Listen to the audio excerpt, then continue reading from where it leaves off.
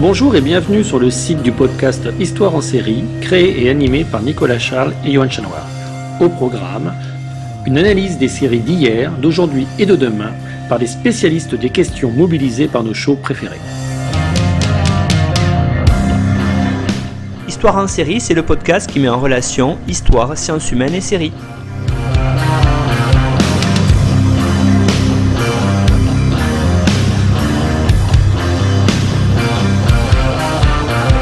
Bonjour à tous, bienvenue dans l'épisode 61 d'Histoire en série où je reçois aujourd'hui Antoine Bonnet. Bonjour Antoine. Bonjour.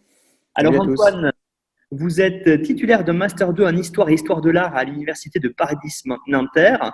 Vous avez travaillé sur déjà plusieurs ouvrages, notamment autour du handicap. Et surtout, et c'est à ce titre qu'on vous retrouve aujourd'hui, vous êtes fan de séries, certaines qu'on a déjà traitées dans l'Histoire en série, d'autres que l'on traitera. Bon, je dirais par exemple Twin Peaks ou Game of Thrones. Mais du coup, aujourd'hui, ce n'est pas du tout de ces séries-là que vous allez parler, c'est de la série Malcolm. Alors, est-ce que pour celles et ceux qui ne connaîtraient pas ou qui auraient oublié ou qui voudraient se rafraîchir la mémoire, est-ce que Antoine, vous pourriez nous présenter pour commencer, c'est quoi cette série Malcolm ? Donc, la série Malcolm, effectivement, c'est une série qui me passionne. Donc, Malcolm, qu'est-ce que c'est? C'est une série qui apparaît donc sur la Fox en début des années 2000 et qui vraiment impulse quasiment le millénaire, qui a 7 saisons, une 150 épisodes environ d'une vingtaine de minutes et qui est une série qui avait fait beaucoup parler d'elle parce qu'elle a un humour très trash.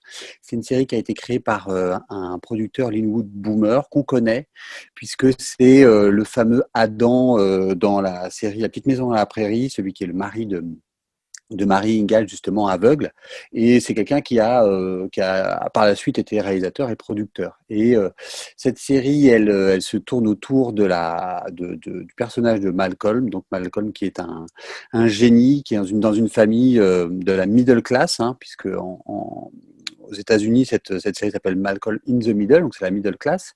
Il est à la fois au milieu de la fratrie, puisqu'il a 4 frères et après donc un cinquième, pour spoiler un petit peu, il a un 5e frère. C'est une famille complètement déjantée qui a un père complètement irresponsable, joué par Bryan Cranston, qui jouera après dans Breaking Bad, et autour d'une mère ultra autoritaire. Et cette série, en fait, on l'a un petit peu vue essentiellement sous l'angle d'un humour trash, corrosif, cruel et qui dépassait vraiment parfois certaines limites du politiquement correct, on va dire. Mais je pense qu'on a eu tort de la regarder que sous cet angle, puisqu'en fait, elle va développer tout au long de cette série une vraie analyse, je dirais, une étude assez subtile, sociologique et voire politique de l'Amérique, on va dire, qu'on a pu voir pendant les élections américaines entre Obama-Trump ou Biden-Trump. Effectivement, cette fracture américaine, et vraiment cette série, j'en connais pas deux, réussit parfaitement à synthétiser toutes les contradictions de l'Amérique. Et donc, on va découvrir un petit peu toute l'enfance de ce personnage et d'autres personnages qui vont graviter autour et qui vont vraiment nous montrer une espèce d'Amérique qui est vraiment multiculturelle et à la fois en prise avec différentes tensions. Alors, c'est très intéressant ce que vous me dites, cette idée de génie, justement, et j'aurais la première question à vous poser là-dessus, c'est-à-dire que quand on regarde la série, on peut se poser la question de ce génie qu'est Malcolm. Est-ce que c'est une construction sociale ou alors est-ce que peut-être c'est quelque chose qui est un don qui peut être inné chez lui? Qu'est-ce que vous pourriez répondre à cette question-là, peut-être aussi par le biais d'une étude qui a été faite, notamment par Norbert Elias, à travers les sciences sociales. Qu'est-ce qu'on pourrait dire, Antoine, là-dessus ? Tout à fait. En fait, la série s'ouvre sur la découverte du fait que Malcolm est un génie, qu'il a un QI de 165 et qu'il va intégrer une classe des têtes d'ampoule, d'ailleurs, dont il va se moquer pendant toute la série. Effectivement, si on connaît le travail de Norbert Elias autour de cette question du génie, la construction sociale du génie, puisque Norbert Elias a travaillé sur Mozart, on peut y voir des parallèles pour savoir en fait qui est le génie dans cette série. Alors, je fais une petite parenthèse, Linwood Boomer Boomer, donc le créateur de la série, était lui considéré comme un génie quand il était petit. Donc il raconte un peu son histoire. Chez Norbert Elias, Mozart est un génie, évidemment, le génie construit, mais il va décrire un petit peu enfin, tout l'écosystème autour de ce génie, notamment la figure du père de Mozart, qui va le guider, qui va le porter, qui va le soutenir, qui vraiment, pour une ascension sociale, hein, parce que pour le père de Mozart, c'est son fils, c'est une porte d'entrée vers l'ascension sociale.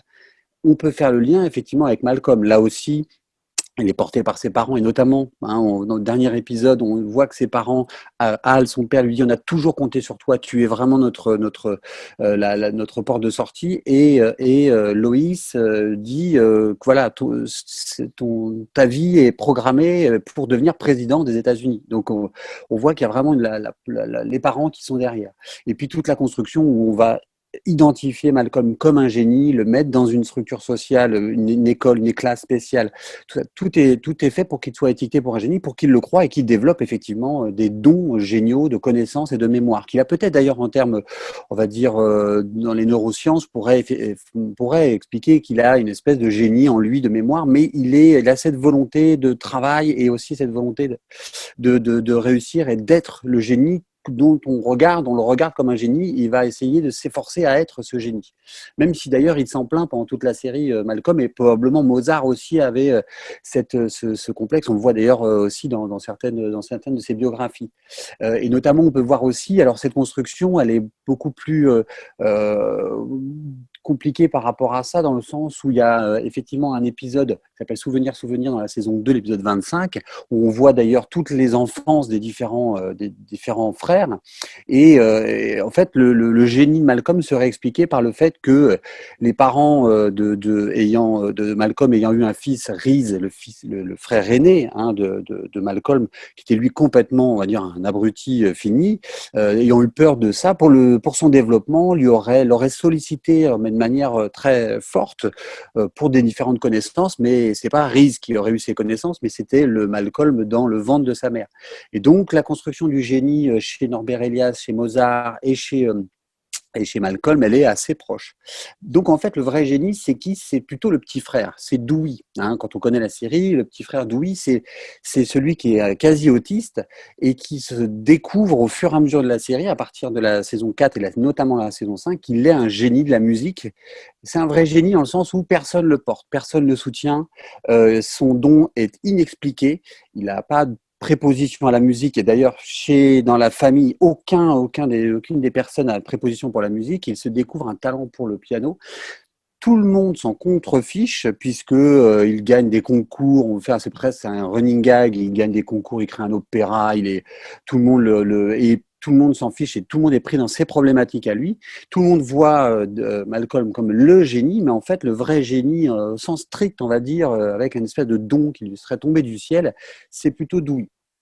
Mais si on creuse un petit peu, le vrai génie, en fait, c'est le producteur, c'est Linwood Boomer. Parce que pour parler de la série, elle est assez géniale pour ça. Et lui, considéré comme un enfant, comme un génie aussi, puisqu'il raconte sa vie dans une fratrie, lui aussi raconte sa vie dans un milieu très populaire, la classe moyenne. Il était considéré comme le génie. Il est génial parce qu'il va casser tous les codes formels des séries. Notamment ce face caméra qui avait beaucoup fait parler de lui à l'époque, puisque Malcolm s'adresse à nous directement en regardant la caméra, fait tomber le quatrième mur et pour encore mieux s'identifier aux héros qui sont proposés.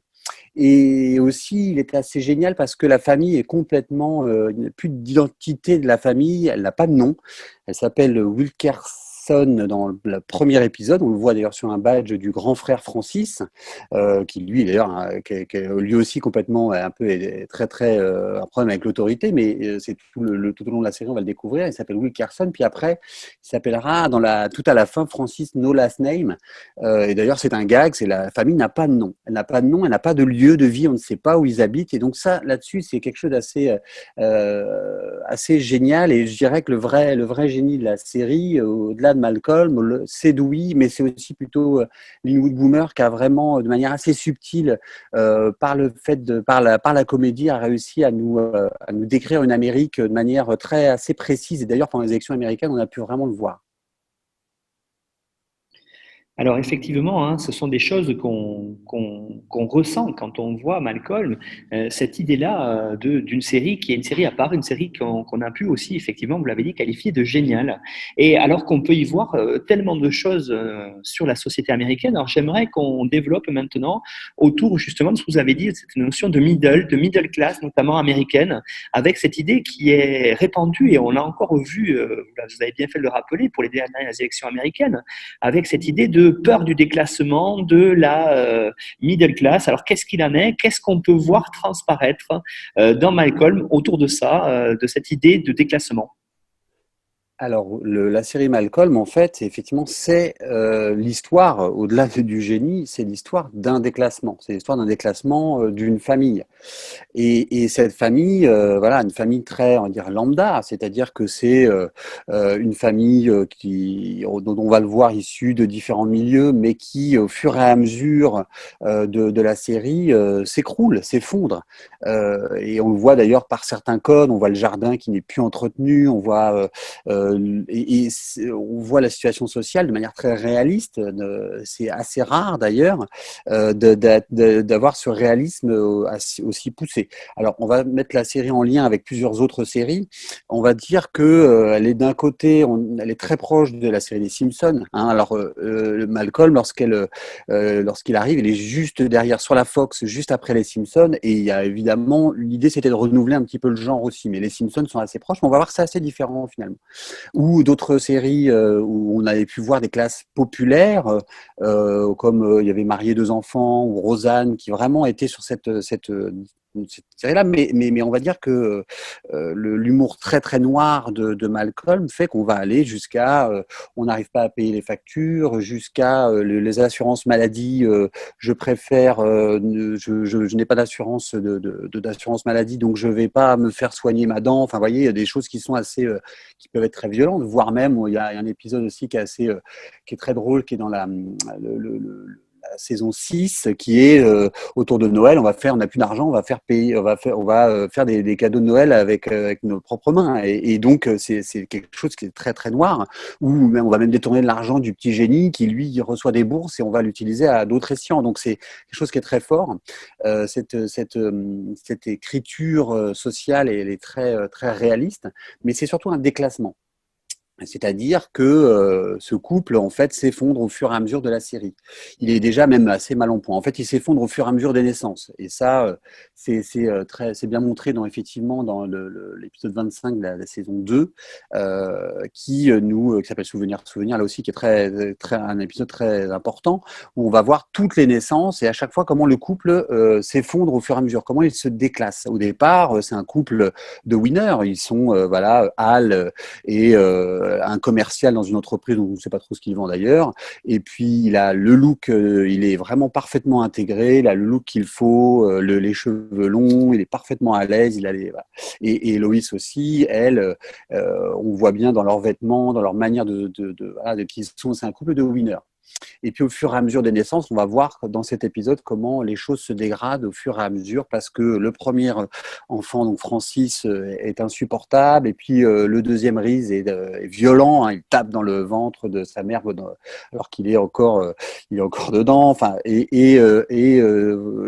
choses vont aller en s'empirant et on le voit d'ailleurs. Donc c'est vraiment le déclassement d'un couple. Au-delà du déclassement du couple, il y a deux déclassements en fait qui s'opèrent. Parce que le vrai déclassé des deux, c'est Al.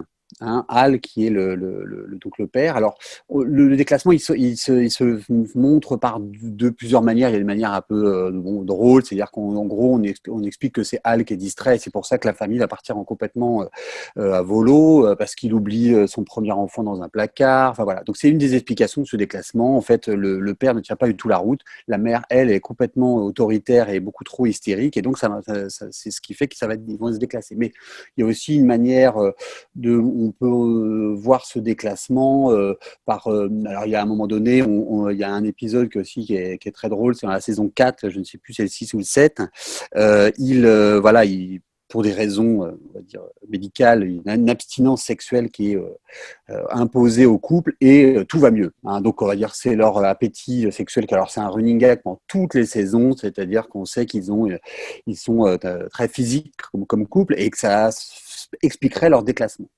Le vrai, voilà. Mais en même temps, c'est plus subtil que ça. Le vrai déclassé dans le couple, c'est Hal.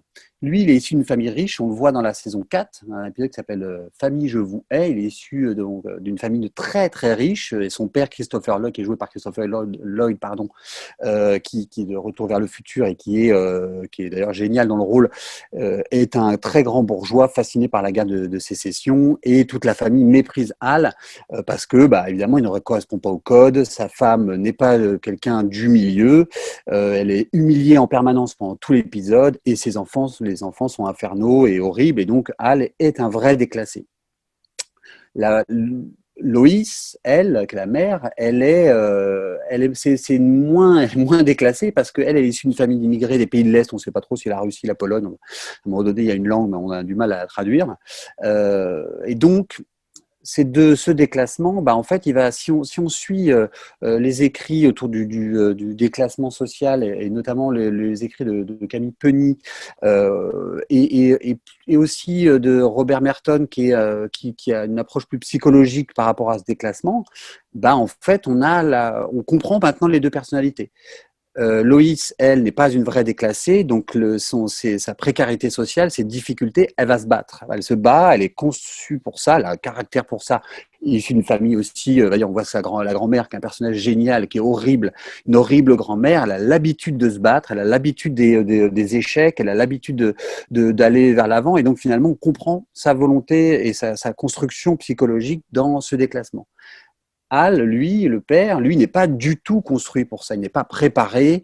On ne l'a pas préparé à l'échec, on ne l'a pas préparé à la marginalisation et à la moquerie. Et donc lui, il fuit.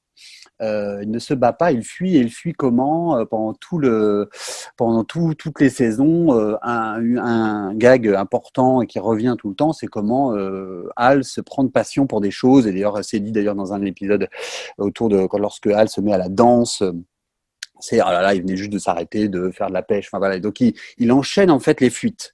Il enchaîne la fuite et ça c'est intéressant, c'est assez subtilement montré. C'est-à-dire que quelqu'un qui n'est pas préparé à ce déclassement, va être obligé. C'est très bien dit par Robert Merton de fuir dans plein de choses. Ça pourrait être fuir dans la délinquance, dans la marginalisation, fuir dans certaines dans la spiritualité ou des choses ou d'autres choses. Mais lui il fuit dans l'art, dans la passion. Alors il va se passionner pour la radio militante, la danse, la peinture. Il y a un épisode assez drôle aussi où il se met à la peinture contemporaine et c'est plutôt très marrant. La marche sportive aussi, avec un costume. L'idée, en fait, par rapport à ça, c'est de mettre Bryan Cranston dans toutes les situations possibles et il le dit, ça a l'air d'être un personnage plutôt assez drôle et comme comédien. Et donc, il dit, voilà, ils m'ont tout fait, quoi, globalement. Et lui, d'ailleurs, regrette la période de Malcolm. Il a adoré, a priori, jouer. Il voudrait d'ailleurs refaire un film là-dessus. Donc, l'idée, c'est de mettre Bryan Cranston dans toutes les situations possibles, mais plus subtilement, on voit bien qu'il y a cette idée de fuite qui est mise dans ce personnage, et on explique un peu son côté grand enfant là-dessus. Donc on a vraiment là-dessus, le déclassement, il est assez particulier, et je trouve plutôt psychologiquement, en tout cas bien conçu et bien montré tout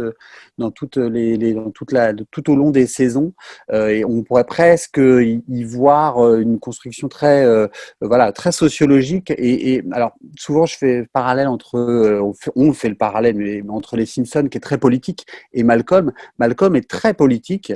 Par contre ils ne font pas de la politique politicienne comme feraient peut-être les Simpsons où on a pu voir on verra, mais on a vu voir Obama, on voit Trump qui avait même prophétisé que Trump allait être président.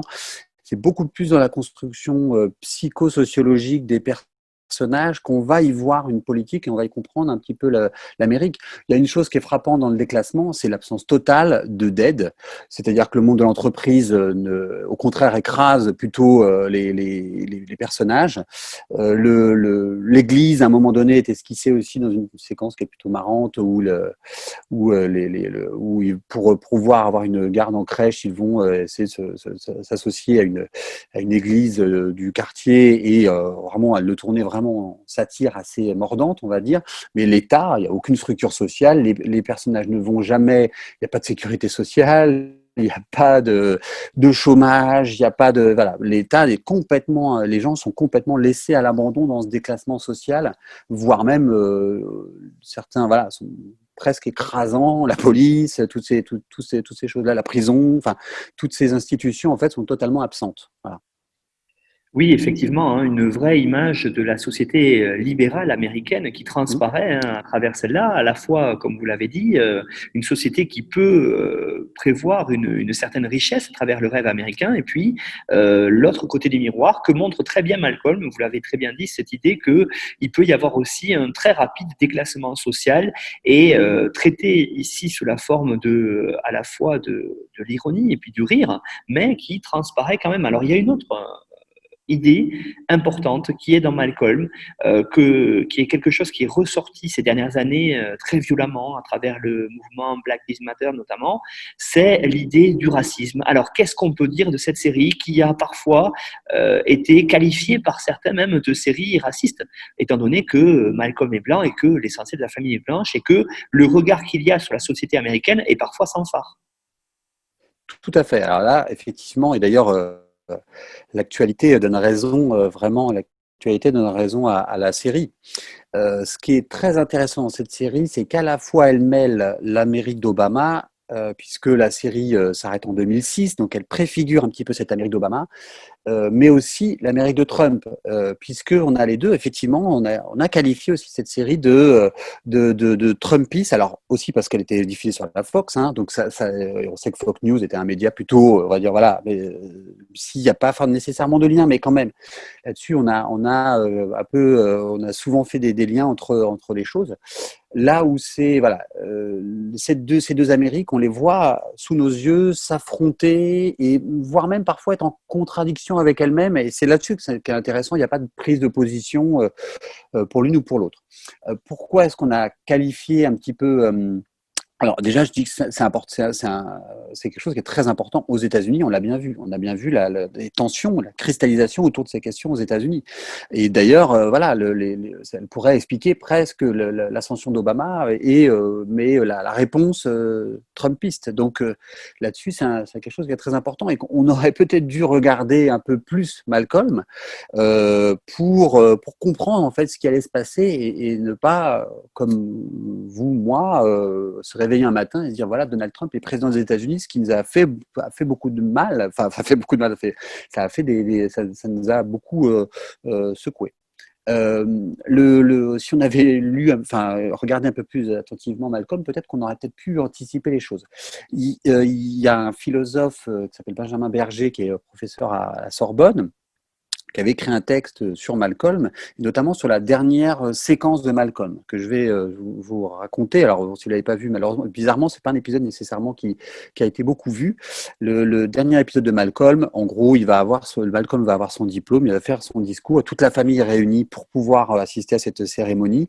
Et Reese, donc le grand frère, qui lui donc est agent d'entretien dans le lycée, hein, et en fait veut salir le lycée avec des excréments. Il récolte tous les excréments possibles de l'équipe de football américain jusqu'à voilà, tous les trucs les plus comme une espèce de feu d'artifice de saleté qui d'ailleurs voilà, qui monte au fur et à mesure de la série et veut récolter ça et déverser tout ça dans le lycée, mais tout explose dans la voiture de la famille et la famille se retrouve noircie d'excréments et c'est à ce moment-là que Benjamin Berger dit voilà, il y a ce que pour lui il voit comme une espèce de blackface, c'est-à-dire que des blancs vont se couvrir de noir, comme au théâtre, comme au cinéma, hein, les blackface, mais de noir, d'excréments. Et donc pour lui, c'est très symbolique.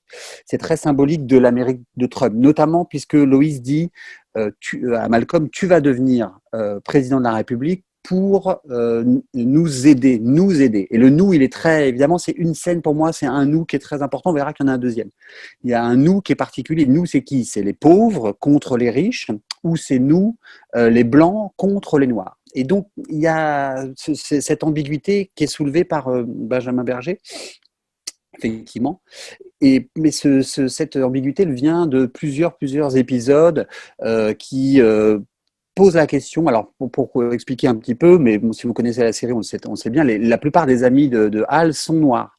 Et il y a notamment, alors il y a ce nous de Loïs qui est très symbolique, qui est ambigu et qui montre bien toutes les ambiguïtés, parce qu'on peut le lire de toutes les manières et chacun va y trouver un petit peu. Ça peut être la middle class contre les libéraux, mais ça peut être aussi la middle class blanche contre l'ascension des noirs, voilà, puisqu'ils sont quand même grimés en noir. Et là, c'est effectivement assez particulier. Mais ça peut être aussi un hasard du gag. Mais effectivement, Benjamin Berger, lui, il voit quelque chose d'assez fort.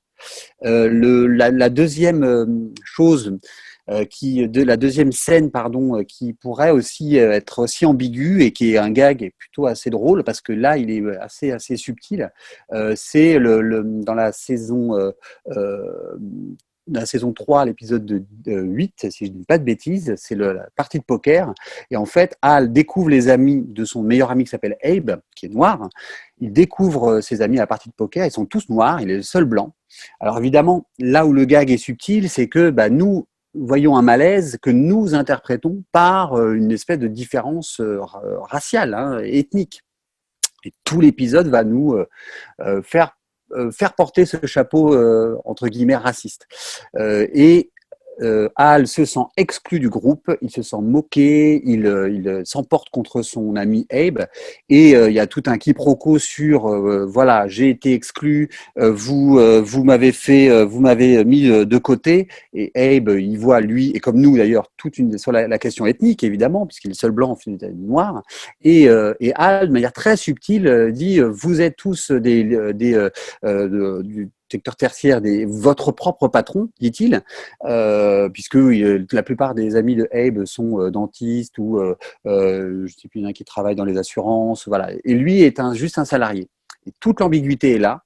Dans cette dernière séquence, le blackface, et dans cette séquence du poker, la partie de poker, on a toute l'ambiguïté d'une tension aux États-Unis, tension raciale ou tension sociale, qui est très subtilement, je trouve, mis en avant. Voilà. Et tout le ressentiment blanc de post-Obama est peut-être déjà présent en 2006 et même, on va dire, en 2003 et en 2004. Donc, c'est assez prophétique, et les Simpsons ont prophétisé l'ascension de Trump. On va dire que les Wood Boomers aussi. Alors, on peut le qualifier de raciste, mais on peut au contraire aussi voir complètement l'inverse. C'est-à-dire que c'est une série qui respire le multiculturalisme. On a pêle-mêle une indienne native inuite d'Alaska qui se marie avec le fils aîné Francis. On a des Otto et sa femme qui tiennent un ranch, qui sont le patron allemand et qui sont allemands. On a l'origine des pays de l'Est de Loïs, et puis voilà, tout au long de la série, le meilleur ami de Malcolm, Stevie, est noir, le meilleur ami de Hal et Abe est noir aussi. Enfin, il y a vraiment cette volonté. Et puis notamment, il y a aussi on est presque dans l'antiracisme militant à un moment donné où je ne sais plus, c'est la fin de la saison 4, pardon, la mère de donc Loïs va accoucher de son cinquième enfant. Sa mère arrive, Ida, qui est d'origine des pays de l'Est et qui est une raciste alcoolique et cruelle, notoire. Elle ne se supporte pas. Et pour faire que sa mère puisse s'en aller, parce qu'elle a commencé à prendre un petit peu ses aises dans la maison, elle invite ses amis noirs, et cette mère étant tellement raciste, elle ne peut pas supporter de passer une heure avec des noirs. Donc on est vraiment dans le militantisme antiraciste. Donc là-dessus, il serait étonnant, voilà, d'y voir une série raciste entre guillemets, mais plutôt au contraire. Alors, il y a une chose qui est intéressante, c'est que Wood Boomer a écrit beaucoup, a produit, pardon, la plupart des épisodes, mais la plupart des épisodes connus et importants ont été écrits par un autre personnage qui s'appelle Michael Bluberman, et c'est peut-être cette tension, cette double c'est cette écriture à quatre mains qui fait on penche un petit peu des deux côtés entre ces deux choses-là, entre l'Amérique de Trump et d'Obama. Mais par contre, on ne peut pas enlever à la série justement d'essayer de décrire de manière très précise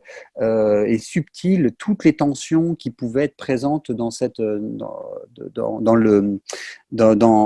l'Amérique, on va dire, du début de ce siècle. Voilà. Oui, alors justement, hein, la question que j'allais vous voir avec vous maintenant, hein, c'est sur, on oscille, vous avez commencé à l'évoquer, entre cette société américaine qui a voté pour Obama et qui a été battue par Trump, et de l'autre côté, pareil, cette Amérique de Trump qui a été triomphante et qui vient d'être battue par Biden. Alors, est-ce que voir Malcolm aujourd'hui, c'est peut-être, Antoine, dites-nous, l'idée de comprendre la fracture qu'il y a sociale et politique dans la société américaine? Ah bah, je pense qu'on devrait regarder toutes les saisons, effectivement, de Malcolm pour vraiment comprendre ce qui se passe aux États-Unis. Et je connais pas peut-être une deuxième série aussi pertinente. Hein. Alors Friends aussi, dans le genre des comédies. Alors les comédies sont souvent mises de côté dans les analyses. Il y a 80 000 bouquins sur Game of Thrones, et bien sûr, qui sont super d'ailleurs, parce que j'ai adoré, ou Breaking Bad. Mais les comédies sont un petit peu le parent pauvre des sociologies des séries. Friends aussi, il apportait énormément de choses on y voyait, mais plutôt une Amérique urbaine. Et là, ici, on est vraiment dans l'Amérique périphérique. Alors, on a ces deux facettes. Est-ce qu'on va y voir l'Amérique de Joe Biden, on va y voir l'Amérique d'Obama, on y voit une Amérique progressiste et une Amérique conservatrice, mais qui sont vraiment mêlées. Alors, ce qui est étonnant, peut-être que c'est à l'insu d'ailleurs des auteurs, hein, parce qu'à l'insu des auteurs, il y avait des choses émergentes qui vont se transcrire de manière politique après. Mais on voit bien qu'il y a une description de la société américaine qui est assez vivace. Plus un peu on va aller dans la série, plus par l'intermédiaire de Malcolm, on va aborder des sujets qui sont l'homosexualité, puisque Malcolm prend fait et cause dans la saison 5 pour une de ses camarades lycéennes qui est lesbienne et qui veut écrire et qui est censurée. Enfin voilà, il prend fait et cause pour ça. Le droit des femmes aussi dans la saison 6, il y a plusieurs épisodes qui sont alors plus ambigus évidemment, mais c'est toujours cette ambiguïté qui est assez intéressante, et notamment à un moment donné dans le droit des femmes, il y a Loïs qui hurle contre Al parce qu'elle est encore enceinte. Alors on aurait pu imaginer qu'elle aurait pu ou avorter, et elle dit mais je t'avais dit de faire cette opération, la vasectomie. Vous voyez, c'est du féminisme très poussé, puisque on n'est même plus dans se protéger dans les relations sexuelles, on est presque sur la vasectomie de l'homme qui lui, au lieu de pourrait aussi pallier à différentes naissances. Donc on a une Amérique hyper progressiste qui est montrée et voilà, qui est très dans l'Amérique d'Obama, plutôt des démocrates. J'ai regardé récemment un des épisodes où Hal, le père, trouve un abri anti-atomique dans son jardin. Il en fait une espèce d'abri, mais anti-atomique, c'est pas la guerre nucléaire, c'est l'abri contre sa famille. Hein. On y va de manière très cynique. Il est tranquille dans son abri anti-atomique et il y a un portrait de Kennedy. Hein, et il dit voilà, on n'a plus jamais eu un président aussi génial que vous. Donc on est quand même dans une série très progressiste, très pro-démocrate. Et c'est peut-être la seule fois d'ailleurs où on va étiqueter de manière politiquement, on va mettre un nom, et c'est plutôt c'est à la fin, c'est les 4 ou 5 derniers épisodes, donc on va dire que les scénaristes se lâchent. Mais à la fois, on a aussi tout ce sentiment ce ressentiment blanc qui est présent, on va dire, tout au long de la série. Donc à la fois, on est aussi dans le progressisme, puisque il y a un épisode où on parle de l'assurance maladie. En fait, Al n'a pas payé son assurance, sa mutuelle, et donc il ne peut pas se faire rembourser. Et il va pendant tout l'épisode essayer de protéger au maximum ses enfants pour qu'il n'y ait pas de problème de santé. Et donc c'est une manière, c'est à la fois très dur, c'est un humour très noir. C'est-à-dire que en France, ça nous paraît complètement absurde, puisque voilà, cette espèce d'obsession de ne pas avoir de problèmes de santé nous est complètement absurde. L'épisode aussi avec la dent, où finalement il préfère s'arracher sa dent et avoir mal, il est emmené aux urgences. Voilà, c'est assez terrible, mais c'est une critique très sévère, en tout cas, du système américain, et donc tendrait vers l'Obamacare. Vraiment, on pourrait totalement l'interpréter comme une volonté politique de voir les démocrates au pouvoir. Mais ce serait si simple si la série n'était pas aussi subtile. Et comme dit d'ailleurs un journaliste du Guardian qui s'appelle Yoann Cauchy, il dit mais mon Dieu, et si mes héros préférés étaient présents, ils auraient voté Trump. Et effectivement, et on voit cette ambiguïté qui est là-dessus. En France, ça pourrait d'ailleurs très bien. Il serait potentiellement les Wilkerson, enfin dire la famille de Malcolm, seraient des gilets jaunes, seraient des gilets jaunes, habitant en périphérie plutôt, qui seraient des déclassés sociaux, qui auraient l'impression de cette middle class en déshérence et abandonnée, de porter en fait le pays face à une élite dont on voit d'ailleurs souvent et c'est très bien montré dans la série. Les élites sont la classe dirigeante et bourgeoise et cynique et terrible et souvent décriée dans la série. Il y a un autre épisode donc, qui est aussi très très fort pour montrer un peu ce déclassement et cette oppression, on va dire, des classes plutôt dirigeantes. C'est l'épisode où Loïs s'inscrit à un concours de beauté, c'est dans la saison 6, je crois que c'est le dernier épisode de la saison 6, s'inscrit à un concours de beauté, on l'inscrit pour se moquer d'elle, et elle y voit en fait tous les codes de la société américaine, de l'élite américaine, et qu'elle essaie, voilà, et elle d'ailleurs va développer un don complètement absurde, je ne vous dis pas, et pour pouvoir être élue évidemment quand même. Mais effectivement, c'est une série qui est 1000 fois plus politique qu'il n'y paraît. Voilà. Donc Antoine, peut-être pour terminer, est-ce qu'on ne pourrait pas dire que cette série Malcolm des années 2000, c'est pas la fin du rêve américain qui avait été très mis en avant jusqu'aux années 60-70? Est-ce que là, finalement, quand on la regarde, on voit que ce rêve, il n'a pas un peu disparu? Ah bah, complètement, en fait, c'est-à-dire avec l'effondrement et le déclassement de cette famille, bah en fait c'est l'effondrement et le déclassement des États-Unis, du modèle américain, du modèle libéral américain, de la liberté et de la méritocratie, de l'ascension sociale qui est vraiment très décrié. Alors il est décrié de manière assez drôle. J'ai plusieurs exemples en tête. Il y en a un notamment, c'est qui intervient dans la première saison, je crois au milieu de la première saison, c'est Dewey, donc qui est le petit frère, qui est un peu autiste, qui est un peu étonnant, qui est un peu particulier. Et d'ailleurs, c'est une figure qui est assez chouette. Et alors, le comédien est génial, une tête incroyable. On regarde la télévision et en fait, la télévision, la publicité lui parle directement au cerveau et manipule le cerveau de ce petit garçon. Et c'est très bien montré le décalage entre ce que la réalité normale devrait lui faire dire et ce que son cerveau lui fait dire en fait par la manipulation, il doit acheter une peluche et il en fait voilà, on lui fait répéter des choses et finalement il y a toute cette société de consommation qui est vraiment très très mise à mal. L'Église notamment aussi, enfin voilà sur la morale, l'Église qui est assez et puis c'est surtout l'hypocrisie on va dire de l'Église américaine et en fait l'absence de structure sociale on va dire est présente. Il y a un autre épisode aussi qui est intéressant, je ne me rappelle plus dans quelle saison où la famille de Malcolm découvre que son quartier fait une fête du quartier tous les ans, mais attend que la famille de Malcolm parte en vacances. Et il y a vraiment la question du bouc émissaire qui est très étonnante et très, très bien décrite, c'est-à-dire que finalement la structure américaine tient lorsqu'on a un bouc émissaire, lorsqu'on a un ennemi commun, puisque au moment où les voisins vont commencer à apprécier Al et Loïs, et la famille de Malcolm, et finalement tout le quartier va commencer à s'embrouiller et à se disputer. Donc on voit bien que la société, le rêve américain, il tient aussi beaucoup lorsqu'on a un ennemi. Alors c'était l'URSS pendant longtemps, mais et que finalement, en termes éthiques et moraux, il y a des choses à revoir. Il y a le mythe du progrès aussi est tout le temps remis en question, et notamment là aussi lorsque Al est dans son bunker antinucléaire, il dit oh là là, il parle à Kennedy, il dit oh, on a été sur la Lune, alors quel beau gâchis. Donc, et là aussi, ça fait bien sûr, on pense à Donald Trump qui veut retourner sur la Lune. Évidemment, il y a une espèce l'histoire fait que Donald et Obama et Joe Biden probablement plus tard vont répondre à l'Inwood Boomer en permanence. Et là-dessus, la série est assez forte. Ce que je voudrais, pour finir, la fin du rêve américain, elle est surtout dans l'épisode final, enfin la saison finale.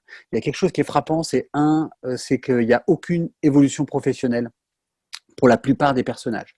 Les parents ne vont avoir aucune évolution professionnelle. On ne remet pas en cause il n'y a pas de cette volonté du rêve américain parce que c'est des gens qui sont travailleurs, courageux, qui incarnent toutes les valeurs du modèle américain, mais ils ne vont pas progresser professionnellement. Reese même, qui est le fils, va devenir agent d'entretien. Et ce qui est intéressant, c'est qu'il n'y a aucune dramaturgie sur ces questions-là. Il va avoir un métier d'agent d'entretien qui pourrait être raillé, mais en fait qui est un métier noble. Et pire encore, le fils aîné, Francis, va faire exactement le même travail que son père, puisqu'il va travailler dans un bureau qui était supposé, le bureau, être le métier de la stabilité, de la réussite sociale. Et en fait, on y voit bien qu'il y a une espèce de refuge là-dessus et qu'il y a une reproduction sociale qui s'est faite. Les deux, effectivement, qui vont avoir cette ascension sociale, c'est Malcolm, qui va devenir président des États-Unis. Alors, d'ailleurs, c'est assez drôle parce qu'on fait souvent le lien avec Breaking Bad, parce qu'il y a Bryan Cranston, et Bryan Cranston a fait ce lien avec Malcolm dans une petite séquence qui se présente sur les DVD. Mais on a beaucoup, les fans aiment bien faire ce lien, et on pourrait préfigurer que ce génie Malcolm, en fait est le Walter White de Breaking Bad, une espèce de génie qui est lui aussi en déclassement. C'est un scénario qui est possible, et qui serait d'ailleurs plutôt assez drôle. Et Dewey, lui, va effectivement être le génie probablement de la musique, et lui va faire fortune. C'est lui qui va faire fortune, et Malcolm, lui, va devenir président des États-Unis. Là où il y a des valeurs qui sont très intéressantes, c'est que Loïs dit tu seras président des États-Unis, mais tu vas passer, tu vas être président d'une ONG auparavant, gouverneur d'un État, et lorsqu'il rentre à Harvard, il est obligé de payer ses études en faisant un petit boulot d'agent d'entretien là aussi. Là-dessus, il y a à la fois de manière assez, je trouve, détaillée, des mécanismes d'ascension sociale qui sont assez forts, et en même temps, il y a aussi cette espèce de fatalité à un système qui n'aspire pas à l'ascenseur social. Et je connais pas de série où il n'y a pas de happy end pour tout le monde, où finalement tout le monde devient heureux dans le meilleur des mondes. Là aussi, Loïs va mettre au monde un autre garçon, un cinquième garçon, puisque c'est à la fin sans spoiler, qui risque de lui faire la misère. Donc là-dessus aussi, le rêve américain est vraiment très mis à mal. Oui, effectivement, je pense que c'est ce qu'il faut retenir de Malcolm, c'est surtout avec tout ce qu'on a vu et entendu, avec tout ce qui se passe aux États-Unis, une société qui est parfois si proche et si loin de nous, qui est difficile à comprendre, qui a ses propres codes. On en a parlé dans l'épisode aussi, par exemple 58 sur True Blood avec Maureen Nathalie, cette idée aussi de la relation à la religion, des choses comme ça, c'est différent de ce qu'il y a chez nous ici en Europe. Et là, effectivement, vous l'avez montré à travers ces thématiques-là, Malcolm, sous le regard de l'humour, fait passer un certain message. Et là, on doit vraiment comprendre effectivement ce que vous avez très bien montré, c'est le vrai génie, c'est le producteur, c'est les showrunners qui ont mis en avant tout ça. Et je pense que c'est une série effectivement à redécouvrir. Alors, il ne me reste plus, Antoine, qu'à vous remercier pour cette très bonne émission. À vous dire, à vous et aux auditeurs, que vous avez, vous, Antoine, fourni une petite bibliographie supplémentaire qui permettra d'approfondir un petit peu ce qu'on a évoqué aujourd'hui dans l'émission, que l'on retrouve donc sur la page de cet épisode numéro 61 dans notre site internet histoireensérie.com, et aussi que, comme tous les numéros d'Histoire en série, c'est relayé sur notre partenaire nonfiction.fr, ainsi que sur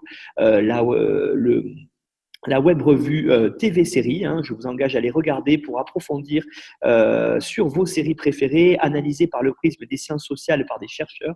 Donc, il y a vraiment de quoi faire. Voilà, donc tout ça pour permettre, et je pense que ça a été aussi l'image aujourd'hui, grâce à vous Antoine, de voir qu'à travers les sciences sociales, on peut comprendre, et les séries, on peut comprendre comment fonctionne un autre pays. Et là, je crois que par rapport aux États-Unis sur Malcolm, on est quand même gâté par rapport à tout ce qu'on peut voir et comprendre dedans. Voilà. Merci Tout beaucoup à fait. pour cet excellent numéro. À bientôt, j'espère.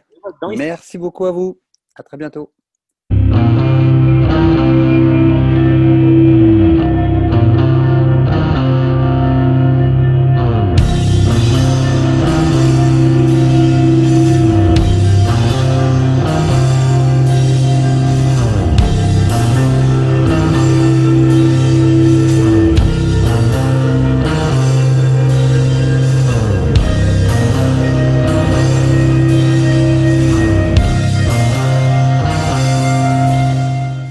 Retrouvez-nous sur Twitter @Histoire en série pour connaître le programme à venir ainsi que des conseils bibliographiques.